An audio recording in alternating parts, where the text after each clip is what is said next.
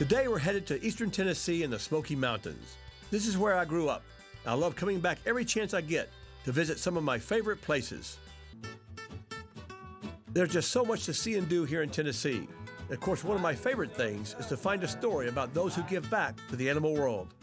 So my daughter Kathleen and I kept on trucking across the Smoky Mountains until we found ourselves at another uniquely Tennessean rehab center called Horse Haven.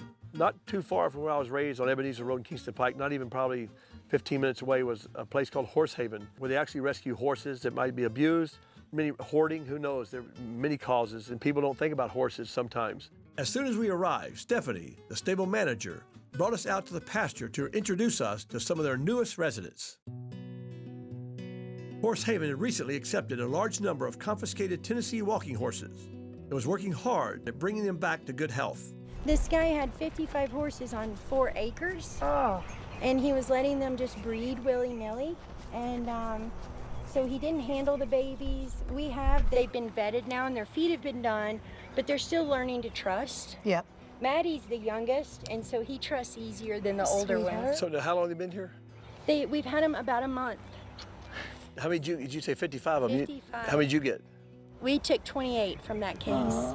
So what would the owner of these horses, is he gonna file suit or you're just trying to settle it? He actually got felony charges because it was his 3rd offense. Jeez. So his court case is ongoing, but he released the horses. So they're property of Horse Haven and they're available for adoption. Yeah, but what a place to end up. This is beautiful here. Yeah, they're well on their way to recovery for sure. And I had no idea what a Tennessee Walker was, and so I asked her to explain it to me. Tennessee walking horse is Tennessee's horse, and it has a 4-beat smooth gait, and it was developed so that plantation owners could ride all day across their plantations and survey their land without being sore in the saddle. It's an easy ride. It's like riding a glider. Didn't know that? Yeah. So what happens to these horses? What's the end story? Do they get... The end story is they feel much better, they get all big and healthy, and then we find them homes and we adopt them out, and then we also keep track of them. So over the years, we have helped over 1,000 horses. Jeez. Gosh, In well 16 done. years. Good for you. And that's what makes my job really busy because I have to keep track of them all as well. Once we adopt them out, we still keep track of them. We check up on them and we make sure everything's still really good. Stephanie let Kathleen and I lead a couple of horses back to the main barn. Coming from rescue situations means some of these animals have special dietary requirements. Okay, guys, let's make some breakfast for horses. Great. This is for a horse called Athena, and she was really, really neglected, and she gets a little bit of a special breakfast. All right. Each one has its own story. One of my favorite stories, they have a horse they rescued which can't sweat. And so imagine how dangerous it is in the summer in Tennessee when a horse can't sweat. It's easy. Then we have to add a special ingredient. What? Why beer? She gets beer.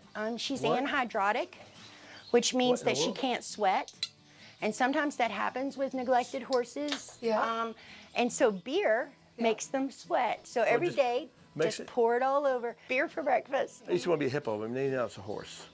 Wait till I service at my party. That's probably quite dangerous if a horse can't sweat. I mean... It's very dangerous. So it doesn't even see the beer anymore. She will get to the point where she can sweat again. Okay, and this helps. This helps her. Okay. My husband sweats a lot. What does that mean? Less beer. Another area in which the horses had to make big gains was the care of their feet. Farrier Brent Ozan was kind enough to show me some of the work he does at Horse Haven. Well, that horse didn't take his boots off? No, we left him at house today, so we just didn't have any boots for him. I'm Jack. Jack, Brent Ozan, good to meet you, sir.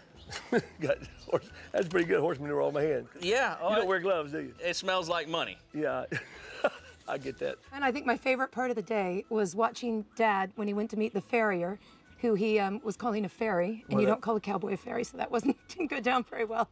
I'm not bothering you. Am I talking to you? Absolutely not. No, we're to get you ready to come right in here. I think you could probably figure this out and do it right here. No, I don't think so. What's Clean that flap? What's everything that up. flap right there? That thing. This thing's called a frog right here.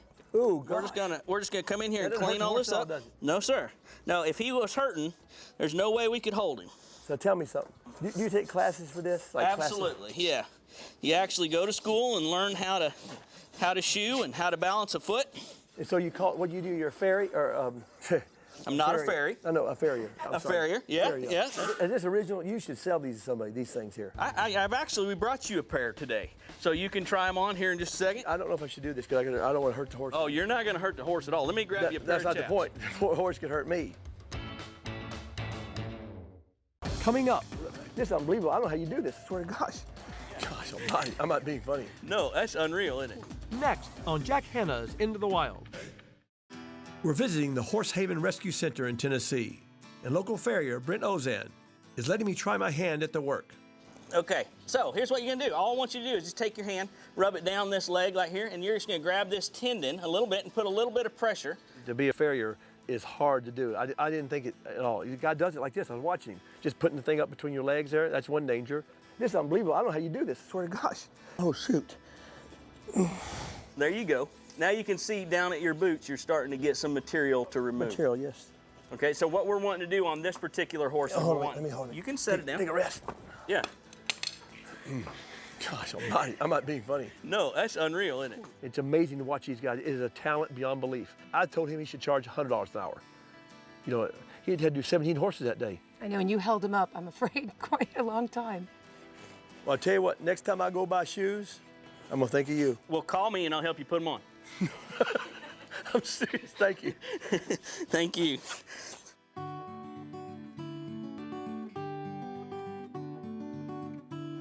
We always enjoy meeting people who work hard every day to help out the animals who can't help themselves.